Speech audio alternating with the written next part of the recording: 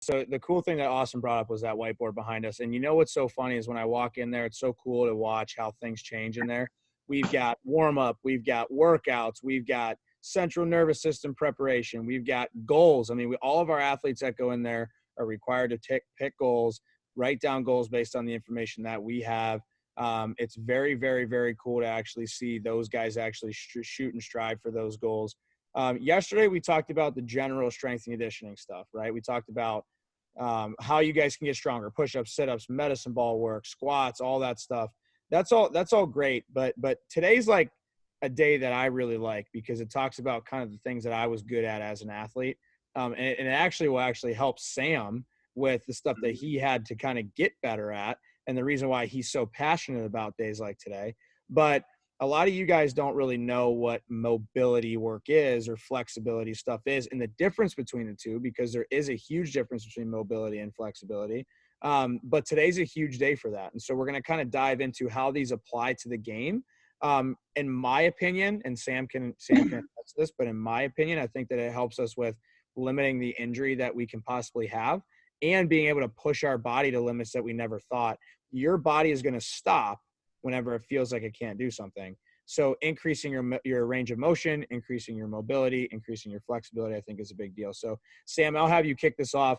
How important is it? How did it change your career? And then what are some things that you actually apply with all of our athletes that we can give to these guys that they can start doing today that's going to help them with mobility and flexibility? Perfect. So I got a ton of stuff today. I'm actually psyched for it. So as kind of Ron attested to, I was like the tightest human of all time when I played college baseball. So for me, I'm at more injuries. My body, again, like I said yesterday, was hurt all the time. But more than that, like I literally lost my speed. I lost my athleticism. It's really hard to move sideways. So moving laterally is really challenging if you don't have mobile hips. Like you just can't do it. If you have tight hamstrings and tight hips, getting into a ground ball is honestly fairly challenging. So those are the type of things that you might see on like a really, really basic level you might see. But even like, me and Ron talk about it hitting, you might just be able to get into your back hip more if you have better hip internal rotation. So it's really simple in the sense it's going to make a huge difference for injury rates. If you don't have range of motion, say in the shoulder, then you're going to pick up range of motion somewhere else that probably isn't supposed to have it. So like an elbow shouldn't have a ton of range of motion except for being able to straighten, right? Maybe a little rotation, but really shouldn't move all that much. And if your shoulder doesn't move well, a lot of times what's going to happen, you're going to get extra stress on that elbow. You're going to get more movement there, and that's really not where we want it. So that's kind of where it starts. Like if you don't have range of motion in one place, somewhere else is going to take over. And that's a lot of times where you can see injuries take place. I'd say pretty often, honestly. Right. And so what do we do with our athletes? So for the guys that are listening in, we're going to talk about cars, not the car that you drive, but the workout and exercise that you guys can do every day. But we're going to talk about cars, and this is something that we actually incorporate daily. It has actually changed. I started doing cars when I started throwing BP a lot, and Sam kind of showed me this and helped me with all this stuff because I never really did any of this stuff. But cars are big. What is a car? What do you do with them? Can you incorporate that in your team practices? And if you can, what should they be doing, and how can you kind of go through those? So what I'm going to touch on today, we're going to go over cars. We're going to go basically over 3 main points that you guys can do daily that's going to help with mobility. Cars is going to be a huge one. It stands for controlled articulation rotations, which is just a long way of saying really controlled joint circles. But basically what we're looking at, number 1 here, if you guys can see, yes, the whiteboard? Yeah? No, move it a little bit closer. I can't see the words on it. Oh, there. That's a little bit better. It kind of looks a little blurry. All right. Well, I'll just read them. So first one's going to be cars. And I'm going to have you guys actually all back up and stand up and do this one with me. So if you guys have a lacrosse ball, a baseball, a tennis ball, anything of that nature, grab onto it, stand up, and we're going to do this together. So I'll give you guys a second to get that going, and I'll walk you guys through it. Cars are so elite, dude. So elite. I know for me, this was literally the game changer. For those, like I used to Olympic lifting. For those who don't know what Olympic lifting is, you're looking at like a massive amount of weight coming up here, putting it overhead, and if you don't have that overhead range of motion, you're going to be weak, probably hurt.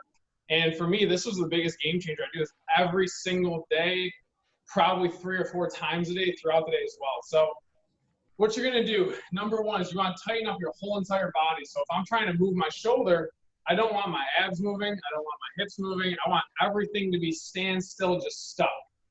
We're going to squeeze the ball if you have it. If not, just make a fist. So you're going to try to tense up your whole body. And then from here, you're going to make a long arm, push it down as far as you can. Reach out as far as you can. You guys can do it with me. Reach up. Once you guys get to that top range of motion, you guys are going to twist at the bicep and then open up on the way back. It's got to be slow. It has to be controlled, and it has to be tense. And we're going to do that one more time. So just try to create as much tension as you can, the biggest circle you possibly can. Open up and come back. And then to reverse it, you guys are going to go backwards. You're going to open up, slowly come back. Palm should be facing you, and then reach as far as you can forward. What are you doing? So that's going to be a shoulder car. We usually do sets of 3, so we'll do like 3 forward, 3 backward on each arm.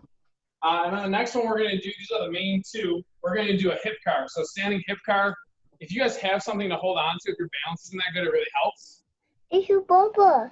So for me, I have this. If you guys have a chair that you're sitting on, it works really well too. You. But what you're going to do is you're going to sit up, What is you? pull that knee up, so you're trying to get that hip motion look here.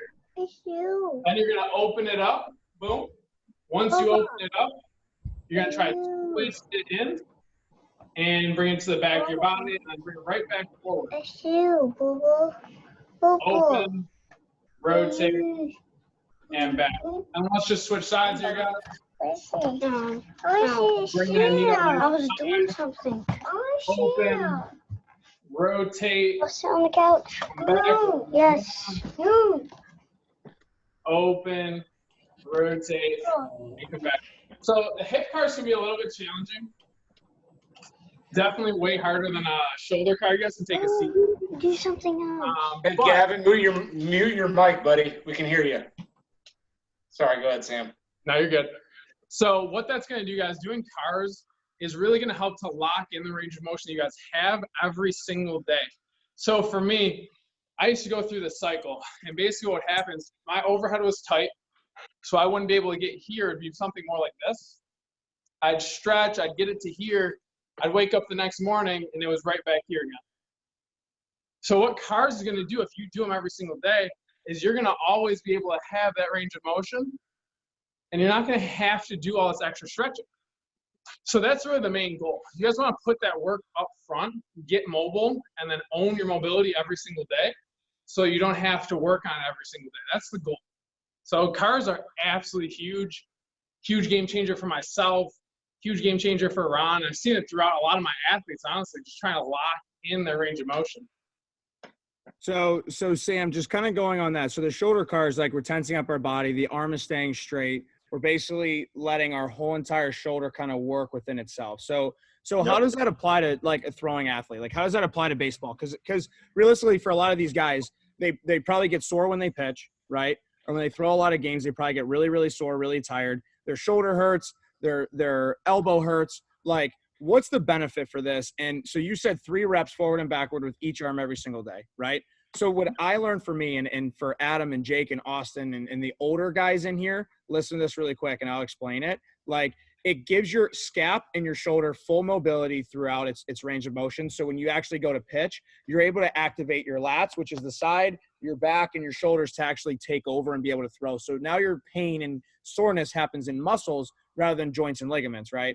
For the younger guys, okay, because obviously this is way over their head, but for the younger guys, how does having that full range of motion help whenever they throw? Is it going to be easier to throw? Are they going to not have to put in as much effort whenever they pitch and throw a baseball? Like, how is that actually going to help them from a throwing perspective whenever they're younger? Yeah, so I'd say the real big benefits of cars, number one, a lot of athletes, a lot of youth athletes, they don't understand, you guys can try this if you want to, but you guys don't necessarily understand what it means to move your shoulder blade, right? So to get that glide, like this is a really challenging thing to just reach out your arm and reach it back without your elbow bending. Right. And a lot of athletes, a lot of youth athletes that I work with will do this. And then when they come back, it's like this. Yep. And they can't really figure out how to just get that shoulder blade movement. All right. So the first piece of it when you guys do cars every single day, you just learn how to feel your body really well. The second benefit, and this will apply probably a little bit more to the older athletes, but even the younger ones too. So let's say that you threw on Monday, and one of the common things that happens after throwing is instead of being able to be here, after you throw, because you use all this musculature, you're going to get tight and you're going to look something like this, right? So you're not going to be able to get fully overhead. If you do that car the next day, you're number one going to be aware of it right away. So a lot of times I'll see athletes who come in, and after years of not doing this type of stuff, they might actually be here. I've seen like really good, like elite athletes come in and they can't reach above here, which is absolutely crazy. Right? But I see it happen all the time. And the reason that happens is because if you guys don't use that range of motion every single day, you just don't even realize that you don't have it. Right? So if I'm trying to do a car every single day, boom, I know this feels good today. Like my overhead feels magical today. But I might do it tomorrow and go, oh man, like I got some work to do. Like this doesn't feel good. So that's another huge piece. It's going to basically let you test where your body is every single day. And then as far as the third thing goes, so, and this really applies to every athlete. Again, when you throw, let's say that you have these tight limitations, right? So you're starting to get tense because you just threw a ton. If you guys even do cars right after you throw, it's going to provide basically that stimulus for your body to understand it needs a full range of motion again. So it's going to start that healing process right away. And then if you do them tomorrow morning again, odds are your range of motion really never change and you don't really lose anything, which is huge because if you do have full range of motion, throwing is going to be easy. You're going to have less stress on your elbow, which we see a ton of elbow pain in youth athletes and especially as they age. So if you can keep full range of motion in your shoulder, you're going to throw harder. You're going to be able to pull with that lat like you talked about. Everything's going to work a lot better if you can really get full shoulder motion and full hip range of motion. The body kind of works together, you know? So I look at it like a car. And if you have like an engine on this car that's just a beautiful car, let's say like a Lamborghini, right? But the engine's broke, that car kind of doesn't matter, right? Like even if you have one bum wheel on that car, it's not going to be very effective. So it's really like a sum of all parts. If you can get your shoulders to move well and your hips to move well, your body's going to move better as a whole, which means you're going to throw effortlessly. You're going to be able to hit the ball harder. And honestly, your body's just going to feel a lot better. Yeah, so at the end of the day, guys, you got to make sure that you're doing the same range of motion that you're going to use within your sport. Do it every single day. And then also, like when you're sore, and we'll get into the flexibility, mobility side of this too. When you guys are sore, okay, stretch and do that stuff anyway. Like you got to work through that because that's what's going to allow you guys to recover faster. What a lot of people do, I made this mistake in high school. I would pitch on Monday and my arm would be killing me on Tuesday and I wouldn't do stretching. I wouldn't do my bands. I wouldn't throw. And so Wednesday I was still tight. Thursday I was still tight. And then I had to come back and throw again on Friday and my arm wasn't ready for it. What I learned was using my arm in those types of ways by stretching them and doing my band work and things like that, then I was able to actually recover faster. So maybe on Thursday I was able to throw, not Friday. So I was able to come back and throw a little bit quicker. So Austin put in here, how many times each rep should you do these? I think you do each repetition 3 times forward and 3 times backwards every single day. Right, Sam? Yeah, so, and I have a list up here. I'm going to work on getting you guys a list of all this stuff as we get through it because I know it's a lot of information. But the way that we usually do it, like for me, myself, every morning I wake up and I do a full list of about 5 to 10 different body parts. I do cars for each one of them. And I'll do 3 forward, 3 backward. And one really, really big point, I'm glad you kind of touched on the soreness factor. So if you guys, let's say that you get sore right here, right? You definitely want to work through that as long as you know it's like a good soreness and it's just a muscle soreness from throwing. But if you have shoulder pain, right? Because I know some guys in here, you might throw and you might actually get shoulder pain. And not that good like muscle soreness, but you might actually get pain. And I never want you guys to go through it. Like if you feel pain at this height, don't go any higher. You're going to rotate right before that and open. So you guys never want to work through pain. Soreness is different. You guys can definitely work through soreness. But again, like, you know, as you age and get a little bit into this, you're going to be able to know the difference between pain and soreness. So don't work through pain. Soreness is fine. Definitely work through soreness because you want to teach your body, like if you don't move in that range of motion that's sore, you're just going to lose it. You know, so we want to make sure that you do that, just not pain. Yeah, right. No, that makes sense. And Guys, understand this. Like there is a big difference between pain and there's a big difference between soreness. Sam, where does pain normally happen and where does soreness normally happen? Because I know with a lot of these guys, like if their arm gets tight after they throw, they're just like, oh, I'm hurt. You know what I mean? And to be honest with you, it's not their fault a lot of times, because a lot of times, oh, if you're sore today, don't throw. But what's the difference? Is it muscle soreness? Is it joint soreness? Is it joint pain? Like, what's the difference? Like, where do kids feel pain and where do they feel soreness more often? So it's different for every kid. Everybody's a little bit different. Every body's different. But I'd say like the main points of pain, usually on that front of the shoulder, right inside here, you're going to see it pretty commonly. You'll get pain. You might even see some like through here, right on the side of the shoulder. Sometimes that can be muscle soreness too, though. I'd say as a rule of thumb, guys, if it hurts and you're really if it hurts more than it usually does, something's probably messed up. Give it a couple of days, and if it clears up, it might have been soreness, because pain can persist usually past that.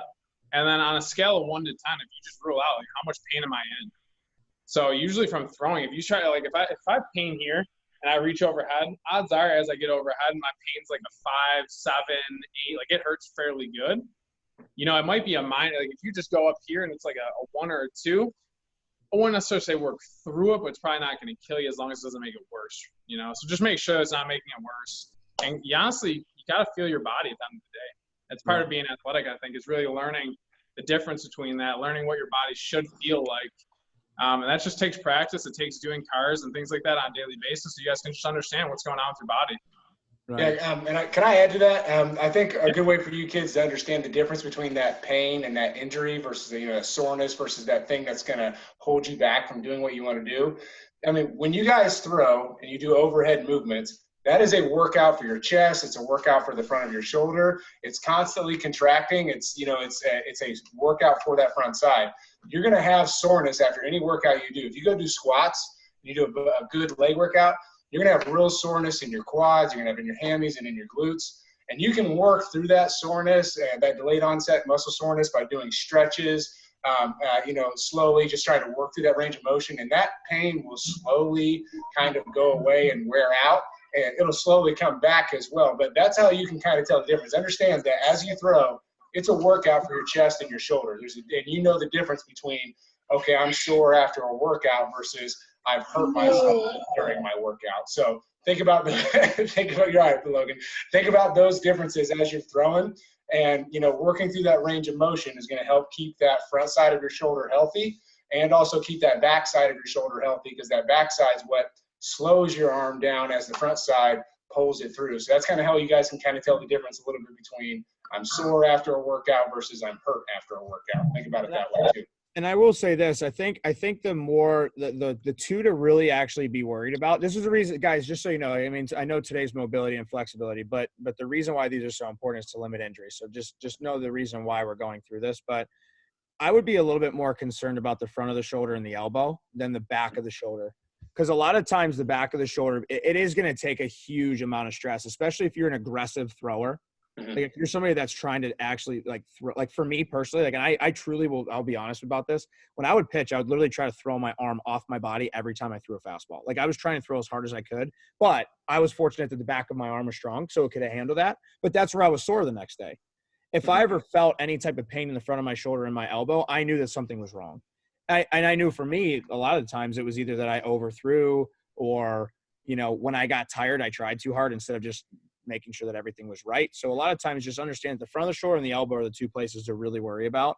And then the next one would be probably to the side here, right, Sam? Because that's more of like where your labrum and everything kind of clicks in and all that kind of works. So the back and the I'm going to get technical, but the posterior part of your shoulder is probably the one that's not going to be as tough, but it's the anterior side, the front of it, that's going to probably, we need to worry about that one because that's where the bicep goes into there and all that stuff. So we could get super technical about it, but the front of it is where I would be the most worried if that's where your soreness is. And I would take some time off definitely from that one.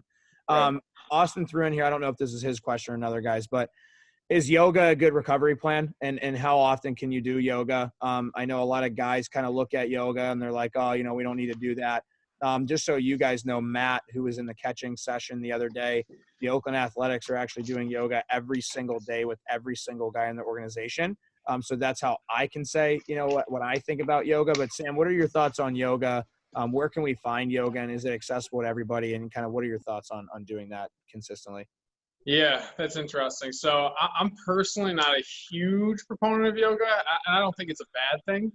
But you just got to realize that it's still another stress on your body, right? So a lot of times, it depends on, number one, how much of an athlete. So if you look at the Oakland A's, for instance, you got these guys in the organization. They're really all probably physical specimens. So something like yoga is a very relaxed session for them. And it depends on the type of yoga, because there's Bikram yoga, which is super hot. You're looking at like 105 degrees. Like there's Vinyasa yoga, which is all about flows and you're moving constantly. Like there's a lot of different types of yoga. So I would say that's the first piece, is like look into what kind you are. Like recovery yoga, I have no issue with, because you're moving your body in a ton of different ways. You're working on deep breathing, and that stuff can be really beneficial. I'm going to talk a little bit later on like how you actually train mobility and what makes it stick. But one of the things that yoga does well is you're actually strengthening your body in those ranges of motion, right? So if you're looking at, I don't know how much you guys know about yoga, but like Warrior One, where you're getting into this really split type stance, right? You're strengthening your adductors and your groin to be able to hold that position. It's actually going to develop you some range of motion. So that's a really big thing compared to just stretching, where you're just holding position. So I think yoga has a place. And if you're an athlete who really loves it, like go for it. If you're not super bought into it, or you don't feel like you have to, like I wouldn't say worry about it, but I would definitely work on your mobility still using some other methods. So again, I think that yoga has a place. I don't think it has to be everything. There's a really interesting woman. Her name is, I think, Dana something. I can't remember her last name. She's known as like the mobility maker. She's all through Major League Baseball. And she came up doing yoga and basically preaching yoga. And it was really interesting listening to her talk, because a lot of her thoughts have changed throughout the years. So she does yoga, but the yoga isn't at all what she like learned in school, and through her actual yoga classes, like it ended up evolving into a much more fluid type of yoga that applied more to athletes. So I wouldn't necessarily be stuck on it. If you have a good recovery, you guys can find them online. Just make sure you find a good instructor. You guys probably have a local one once everything opens again. That's probably okay. It really just comes down to making sure it's the right type of yoga. Right. I like the idea of recovery yoga for sure. I know the other stuff is more geared towards, just people that are trying to stay fit. But like, for athletes, I know recovery stuff can be good. But that's the reason why we train the mobility side of things. So, Sam, going to like mobility versus flexibility, the difference in the two, and what guys can actually work on, when to do mobility type stuff and when to do more flexibility type work. How to train your bodies, like when it comes to warming up your body before practice versus what they can do after practice. Should they have a cool down after practice? Here's what I know. A lot of things happen with a lot of these guys. You ready? They come into practice, they don't warm up. They go through their whole entire practice. And then when they leave, they don't cool down. Right. So what do you recommend in regards to like mobility training pre-workout and then flexibility training post-workout and kind of those types of things? Yeah. So number one, the difference between mobility and flexibility is really simple. So there's two tests that I do for shoulder range of motion with athletes. And one of them is going to be based on mobility and the other one's flexibility. So it works really clear to see what's going on. So the first one, and we've talked about it a little bit, is just standing up nice and tall against the wall. If you guys haven't done it or didn't do it yesterday, feel free to give it a shot. But just standing up tall and being able to fully move your shoulder without any type of compensation, your low back, your abs. And the reason that's mobility is because we're actually using our own muscles to get us there, right? So I have to be strong enough in a lot of different musculature, this area, through the upper back, to be able to glide my shoulder blade up and through. And that's the only way I'm going to get into that position. So it really comes down to mobility being active, and you have to actively be able to do it with your muscles. Now, the other test we do is if an athlete can't pass that test, right? So I know their mobility isn't good. I want to see if their flexibility is limited. Flexibility is simply, without any type of muscle activation, can they get into that position? So a lot of times what I'll do is we'll have them lie on their back and do the same exact test. So you're just lying on your back, again, making sure your abs stay tight so there's no movement through your ribs, and just can you go overhead? And that's going to be the difference, right? So if you look at mobility, it's active. Your body has to produce its own range of motion, where flexibility is really like I might even be pushing somebody's arm into that position, but they don't have to do anything. It's really passive. And that's a huge differentiator. And then honestly, for you guys, if you're struggling to get into that position on the ground, you're just really tight. Like you're just really restricted. And hopefully for our youth athletes, you shouldn't have much of an issue, but that just means you're really tight. But if I have an athlete who can't do this, right, they can't do it standing, but then all of a sudden you put them on the ground and they can. Now I know it's a mobility issue, and they might just not have the strong enough musculature to do it. It's crazy to think that this is like a taxing move on your body, but there's certain muscles that if you don't activate, which like for me growing up, I didn't at all. And doing that, you're going to see that you're actually going to limit your range of motion and just strengthening some muscles. I might be able to get a kid there in 5 or 10 minutes, depending on their issue. So let me ask you this then, because I think this is a huge topic. Do you actually think that having good shoulder mobility can create velocity? Yeah, absolutely. So, I mean, I think so. 2 things. I think number one, so the reason that we look at this test is your lat, which is this muscle that comes through here, right? This really big thing. It looks like a wing on some guys who are yoked, really jacked up. And basically what that does, that's going to be the same muscle that when you start to go back and get into the externally rotated position, that muscle has to have extensibility to allow you to get here. Otherwise, you'll see athletes more like this instead of being able to go back at all. Right, so that comes down to lat mobility. I can see that right here. Even a lot of times, if an athlete can't do this, they're also not going to get here. right. So if you're going to be able to lay back as much, it's going to be tough to get any type of spring forward. Just like if you stretch a rubber band, right, and you just stretch it a little bit, it's going to sling back a little bit. But if you stretch it out a lot, that baby's going to fire. But you're probably a little scared. That's the idea of your shoulder. Right, and that's big. And so for a lot of you, so go into like, what would you do pre-practice? Like if you were showing up, and let's say you were coaching a BAM team and you were going to show up to practice, what would you run them through pretty much daily? I know it's on the wall behind you, but what would be the type of exercises that you would do pre-practice? Yeah, so it's all dynamic. We're trying to move in a ton of different ranges of motion. So we're doing knee hugs where you're pulling your knee up to your chest. We're doing cradle walks where you're doing the same thing with a little twist to get the hip. Then we're doing some different lunge variations to open up all sorts of the hips. We're doing, your Frankensteins, which a lot of you guys probably know, just trying to kick the foot out, in front of you. We're looking at, karaoke then. We're looking at side shuffle. And then I think the biggest thing that people miss is I don't like static stretching at all. So I would get rid of all that in the beginning of your, practice or pregame. Because all it does, it reduces force production unless you have somebody who's really, really, really tight. Like if you have somebody who's maybe an injury risk, if they can't get into a range of motion, maybe stretching helps. But I would say for the majority of guys, that's not the case. You're better off getting into nice movements. And if you just get them moving and then take them through a nice dynamic warm-up, maybe even doing some high knees, whatever it is, some sprinting drills, those guys are going to move a lot better and they're going to gain mobility just from being warm. Just from being warm, they're going to gain mobility. So that's huge. After you guys do like a nice dynamic warm-up where you're just moving your body in a ton of different ways, the next, I think, most important piece is doing some sort of power development. And not necessarily even development, but like power activation. So you might do something as simple as having guys do, like a sprint, walk back, take a nice little break, don't get any fatigue, joke around for a second. After a 2-3 minute rest, you're going to have them do another sprint. You might have them do that just a few times. If they're younger, you guys can take probably like a minute break. Doing that type of stuff, their nervous system's going to get ramped up. What? The next thing that I love pregame is some sort of reactive drills. So I know when I played my best, we used to play a game, and it was for those of you, I know it's called different things. We used to have 2 balls in your hand. You throw them, and everybody else has 1 ball, and you have to throw it back before you catch it. So it's like reaction. You got to be aware of all your surroundings. And when you do those type of drills or any type of other reaction-based drill, your nervous system is going to get primed. You're going to find yourself more alert, more hyped up.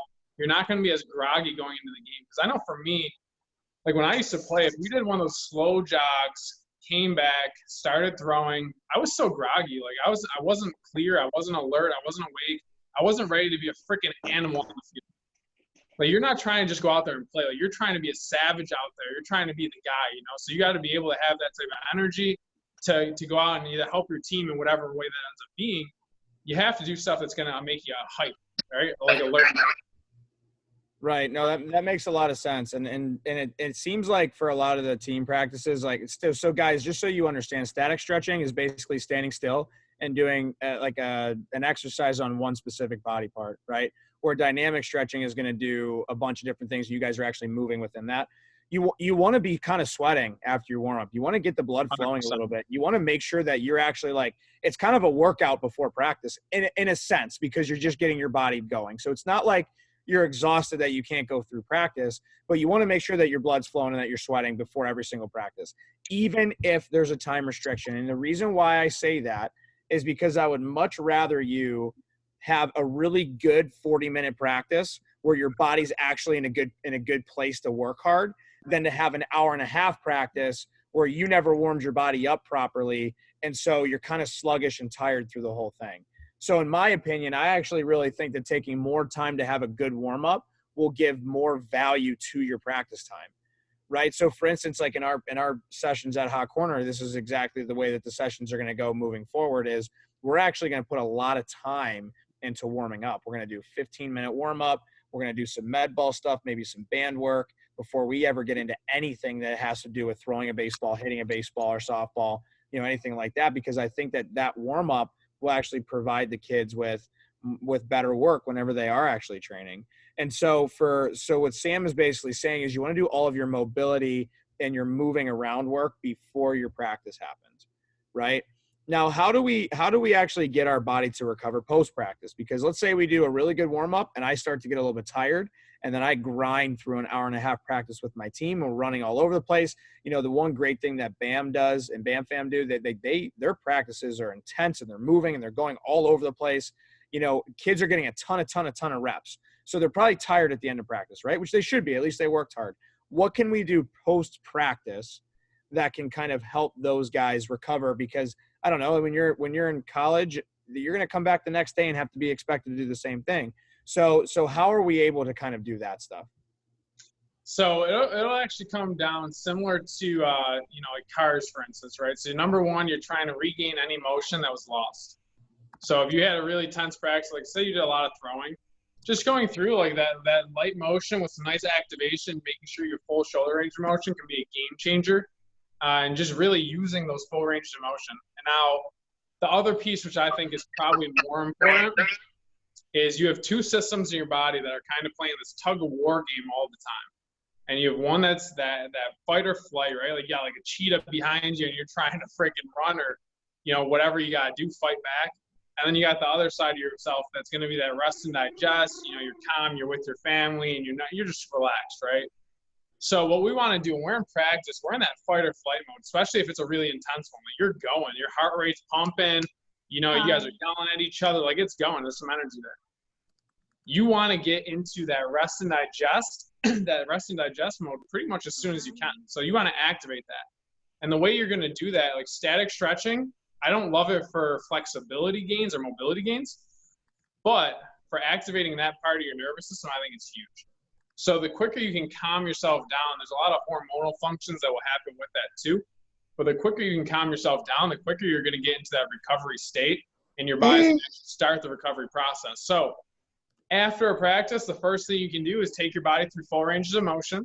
And then second to that, do some deep breathing. So if you guys haven't deep breathed before, I guess you'd say, I want you guys to try it. So I want you guys to sit up tall. If you're standing, it's ideal if you sit down just because it's a little bit easier. And we're going to work on a few different ways you can breathe and actually restoring good breath. So a lot of people breathe really incorrectly. So if you watch my shoulders, right? When a lot of guys breathe and they never work on it, you're going to see the shoulders rise every time they inhale. So it looks something like this. And you guys might do it where you're tired. You're going to see the shoulders rise every time. And what that's going to lead to is these muscles right here, right on top of your neck, we're going to get really tight. So again, this vertical breathing, where you're breathing up and down, creates tension through here, which is going to limit any type of range of motion through your shoulder. So that's number one. So what I want you guys to do is take your left hand and put it on your belly, and take your right hand and put it on your chest. And I want you to take a nice slow breath in and out through the nose. And I want you to feel your belly expand, not your chest. All right. So think 3 seconds in, 3 seconds out, feel your belly expand, and just relax for a second. Just see if you can do that. Slow your breath down. Should take 3 seconds each way. You should feel your belly expand a lot more than your chest. If your chest does, don't fight that. Don't really worry about it. But again, we're trying to get that belly to move a little bit. So I'm just going to give you guys another minute here. And just try to calm your body down. You should find that if you're doing it right. Chris Desiderio, I see you playing with your Rubik's Cube. You're not doing your breathing. Come on, man. He's a hot corner dude too. He better get going with it. Come on, man. This is actually a crucial thing, guys. Like, I know a lot of you might look at breathing, you're like, hey, I breathe every day. Like, I freaking got this, man. You guys probably don't breathe correctly, and it can actually cause a lot of issues here, and it's really not going to relax you as much as getting that belly breath. So if you guys could do that, we're going to take it up a notch. We're going to take your hands just like this, little pinchers, and you're going to put them around your midsection. So a little bit like right where your belly button would be on your sides, though. And I want you guys to put a little pressure there. I want you to take the same 3 seconds in, 3 seconds out. But now I want you to feel the breath expand your hands. So it's almost like your stomach's a balloon. So it's not just going forward. Now it's going forward. It's going out to the sides. Even your low back is expanding. And if you guys can do this, this is kind of elite. I'll be impressed. So then 3 seconds in, 3 seconds out. Feel your whole stomach expand. And you should be able to feel the thumb move. So you're not only getting that pressure forward, just trying to push your belly out. It can't be forced. You got to feel it expand the whole way across. And now if you guys can do that again, that's going to be an elite way of getting your body to recover. So belly breathing is one of the best things you guys can do after a workout, after a game. Take, 2 to 5 minutes and just try to get some belly breaths in. And the big thing on that is making sure they're nice and slow and controlled. And if anything, you want your exhale to be slower. So if I take 3 seconds in, you might do 3 to 5 seconds, 3 to 6 seconds on the way out. But belly breathing is a game changer for spurring that recovery. And then the last piece of this, and I think this is, arguably just as important, if not more important than anything else, is moving well and moving often. So if you just played a game, within the next 24 hours, you guys should be moving a ton. It doesn't have to be intense. It might be playing around with your friends. It might be going for a walk. Just move a lot. And if you guys do that, your body's not going to get as stiff. Like if you guys are playing video games all the time and not moving, it's going to make a huge difference.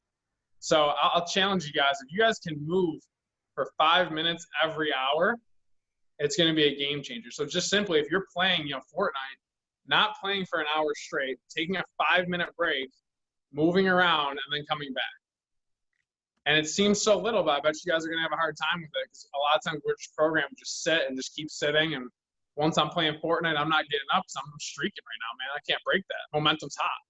But take 5 minutes, move around. You're going to notice a big difference in how your body moves. Awesome. That's so good. So I know you wanted to get into the 3 different things that you wanted to touch on today. And I want you to kind of go into that for a little bit too, because I want to make sure that we hit everything. Yep. And just kind of, if you have gotten through all 3, just reiterate with everybody so they kind of understand exactly what we're looking to do when it comes to mobility and flexibility. Yeah, so I'm going to get into a little bit more. So the number one biggest takeaway I want you guys to have before I even move forward, the 3 things that you guys should do every single day: cars, belly breathing, so just taking some time to actually even get your mind right. It's hugely beneficial. And then lastly, just moving often, so not sitting for more than an hour straight. If you guys can do those 3 things, your movement's going to be epic and you're not going to get as tight, especially for my younger guys who probably aren't that tight yet. If you guys can do those 3 things every day, you're not going to face the issues that, I faced through my college and high school careers and a lot of other guys have. So that's the biggest takeaway. But to get into, let's say that you are, a little bit tighter. Let's say that you do have some restrictions in the lat. How do you actually go about fixing that? How do you actually create that change? Right? So I'm going to get into it a little bit with you guys. So you guys at least have a game plan. If you know something's tight, let's give you a plan of attack to dial that in. So the first thing you need to do if you have a tight muscle is you want to mobilize it with soft tissue work. And what that means is that's like a massage on yourself, right? So if this is tight, I might lay on the foam roller and just have it dig into here. And that's going to loosen it up. I'm trying to just relax as I'm doing it. And I'm trying to just desensitize that muscle. So the first thing you want to do is just loosen it up. And you're going to do that for about 2 minutes. The third thing, Austin, is just moving well and moving often. Just moving all the time, not sitting for more than an hour straight, and just trying to really get things moving every single day. So again, if you have a tight lat, the first thing you're going to do is you're going to go into that soft tissue work. You're going to try to massage it. You're looking to spend 2 to 5 minutes there, depending on how tight you are. And then you're trying to make sure that you stay calm when you're doing it, nice and relaxed. Even working on your belly breath during that time is huge.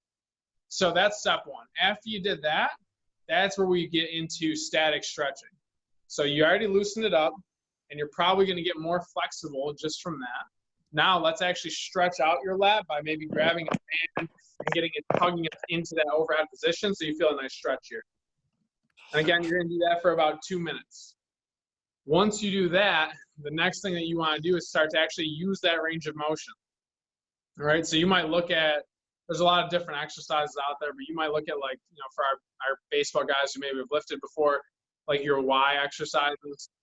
Like Ys are huge because you're starting to get up there a little bit.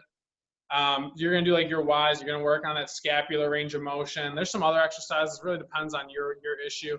And then the last piece is integrating that and bringing that into something like a carve.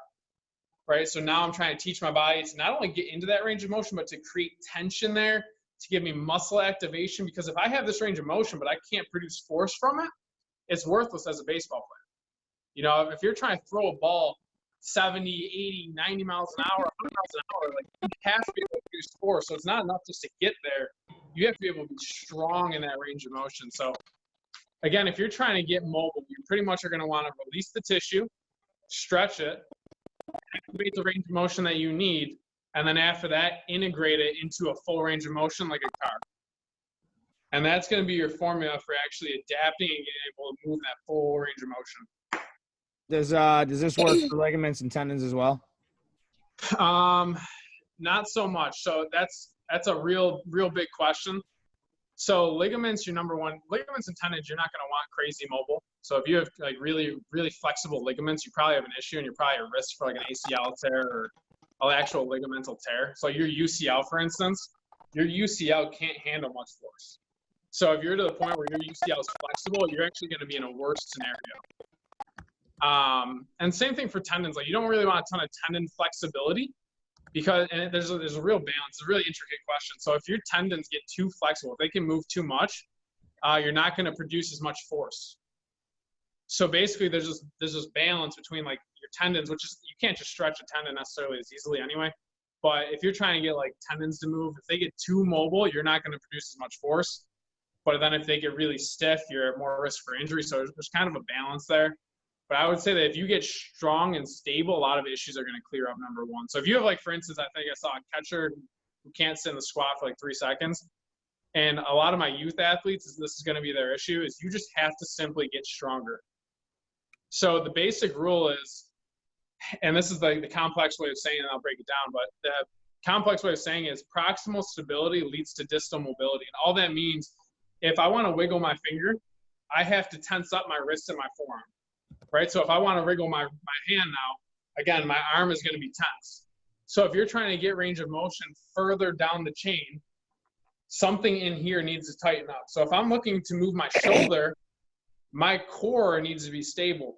So what I find with almost every youth athlete, if I work with a youth athlete, 9 times out of 10, they're just simply not strong enough to move well. So if we look at like a toe touch, you know, I'd be curious to see how many guys can do it in here. But if you guys just do a standing toe touch, a lot of guys in here probably can't do it simply because they're not strong enough. And the way to do that, if you guys are doing it right now, make sure your feet are completely together.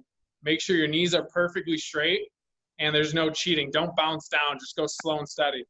But a lot of times what you see is that the guys just aren't strong enough. So if you have a catcher who can't do it, if you work on core strengthening, and then you work on just simply squatting more often and getting their body strong there, they're probably going to be able to get into it and hold it. They're probably just not strong enough to actually get into the position. That's usually for almost every single youth athlete that I worked with. They're almost always just too weak. So a lot of mobility and flexibility comes from strength, is what you're saying. So a lot of times, yeah. So when the core is weak, and the core guys, again, we were talking about before, the core is the front, the abs, you know, the 6-pack abs everybody wants, the side, you know, your side at the bottom by your abs, and then your lower back, you know, that's your core. And if you guys are unable to actually do a lot of things that we're talking about, you need to look at what your core strength is like. You need to look at what your general strength is like, and maybe that's what you have to work on. So a lot of times we look at flexibility as a way that, like, oh, you know, I just can't touch my toes yet, I need to work on it. Well, maybe you just need to get stronger too. You know, so what this is really coming down to, and what you guys, I hope that you're learning through this whole thing, is yesterday was big on strength. Yes, today is mobility and flexibility, but guess what? This also hits a strength piece as well. If you're not strong enough to do the movement, well, then you can't expect to do what you want. If you want to throw 95 miles an hour one day, yeah, you need to be an absolute beast in the weight room, and you got to be strong, You got to be able to throw the ball really far, and you got to be able to move well. Those are the things. And when we watch people on TV, but it all comes down to strength, right? So if you're strong, you're going to be able to do those things. You know what I'm saying? So for a guy like me, I'm not physically strong on a bench press, but my muscles can actually adapt to be able to get, to overhead without having kind of any issues with that. So that's something that I want you guys to understand. I think that that's a really big deal. We have like I said before, like if you look at this, the thing behind Sam, the whiteboard behind Sam, you can see our whole warm up. Sam, kind of go over that and kind of what we do, because I think that's a big deal. Yeah, so if we have time, and this isn't a prerequisite every time, but if we have time, we're going to do some foam rolling. And every athlete's a little bit different on what we're going to focus on, but it might be, again, like the lats are a really, really big topic because I see it as a huge restriction for guys. But outside of that, like hips get really tight. So you're just going to do some soft tissue work and loosen up. After that, we're doing, knee hugs where we're pulling up the knee to the chest every time. Then we're going to do cradle walks. And then we're going to go into inchworms, which is like hamstring flexibility with some core activation, which is why I love it. So for those that can't picture it, you're basically doing a toe touch and then walking out your hands until you take a push-up position, and then walking your feet back up without your knees bending. So we're looking at that, and then we're going into Frankenstein's. We're kicking your feet out in front, getting a stretch in the hamstring, not letting your knee bend. So don't worry about if you actually touch your hand, right? Just try and stretch out the hamstring dynamically. After that, we're going into some lunges. We're doing lunges with a rotation. We're doing backward lunges with a reach. And then after that, we're going to get into some more movement. So I actually want to get people moving after that. We're going into side shuffles. We're going into karaoke. You might be able to even just do some quick stuff where you're doing crossover steps. If I had the space, right now we're in a really small space, but if I had the space, I would 100% add in some sort of sprint work. Even if it's only a few steps, just working on that quick reaction, the first couple steps all the time. And then for the guys that we train, after that, the first, so let's say that takes 5 minutes. The next, and maybe if you're doing the soft tissue work, maybe 5 more, so maybe 10 total. After that, we're probably spending 5 to 10 minutes on their individual issues after that. So the way that we train is we do it all individualized. So everybody who comes through here gets an individualized program. And basically, if you have, let's say, a restricted shoulder or maybe a restricted hip, we're going to address your individual ones, because I might have another guy next to you that isn't restricted. He's just weak, right? So we're going to work on more stability for him. So every athlete's a little bit different. We're going to spend basically 5 minutes on soft tissue work. Then we're going to go through that dynamic warm-up where we're moving, taking our body through full range of motion. And then after that, we're going to address those individual issues. And that's going to get us primed for a lift to work out. It's the same thing before a game, though. So at the end of the day, we're just trying to prime ourselves for performance. All right, that's all it is. So the only thing that's different is that we're going to throw more and do more shoulder work if we're going to throw, obviously. Right. So I know we're kind of coming towards the end here, so we can start to recap this whole thing. But realistically, guys, the 3 things that Sam said: do your cars, do some belly breathing, move well and move often. So obviously with the time that we have that we're sitting at home, I know this is even tough. Like we're sitting here for a full hour. Like when you guys get off this, go move, do something, get your body going. You know what I mean? Get going somehow. Go run, do some sprints, do your body weight, push-ups, pull-ups, sit-ups, squats, planks, all of that stuff. And then start to incorporate the car stuff. We put in here 2 YouTube links to shoulder cars and hip cars. So you guys, I know you guys are very visual, so you can actually watch the video of what the cars are and you can see how to do it, and then learn from that. And these are things that you guys can do every single day to keep your body in good shape. The bigger and stronger that you get. Okay, so for a lot of you 13, 14, 15, 16-year-old kids, your bodies are going through significant changes right now, okay? So we have to keep our bodies moving, otherwise they tighten up. For the guys that are just starting to work out, that you guys are just starting to lift, if you guys don't stretch and you're not working on being mobile, you are going to tighten up, and that is when the injuries are going to happen. This is the reason why we took a full hour to talk about mobility and flexibility. This is huge stuff, guys. Huge stuff. Okay. So make sure that when you guys are working out that you're taking a really good amount of time to actually do this stuff. So we put in there the hip cars, the shoulder cars. You guys want to do yoga, you can do some yoga. Belly breathe. I know Austin in mental performance stuff that we did the very first week, we talk a lot about breathing and visualization and things like that. Breathing will relax you. You can do that after practice. It'll kind of relax you. You guys can go through a lot of different stuff to kind of cool down after your practices. And then that's actually going to get you ready for the next day. So for the tournament guys, you're playing Friday, Saturday, Sunday. We need to be able to come back after a really, really intense game on Friday. We've got to be able to come back on Saturday and be able to play and push. And then Sam, I'll let you kind of finish it up, but I do want to go into some things that Austin's putting in here. Guys, we got the t-shirts that you guys can have. That goes until Friday. If you guys want to grab those, you can. The Blueprint for Success that Austin's giving away, he put the link in there as well. And then for anybody that wants to go back and look at all this stuff, we have everything on YouTube. Subscribe to the YouTube channel for Dugout Coalition, MLU, Hot Corner, and Baseball Academics Midwest. Check out any of the videos that we have on there. But go ahead, Sam. I'll kind of let you finish up from there. Yeah, so I'll post too. I have some videos I've been taking of cars and some like explanations, actually walking you guys through it. So I'll try to post that to maybe our Instagram over the next 24 hours so you guys can see. So check that out.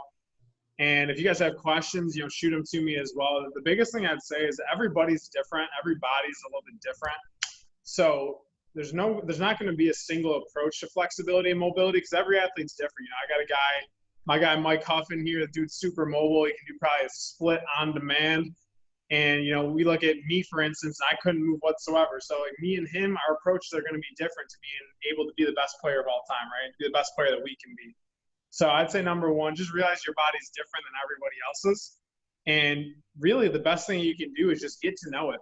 So that's through like shoulder cars, that's through hip cars, that's through just moving more, that's through starting to train, but doing so with intent.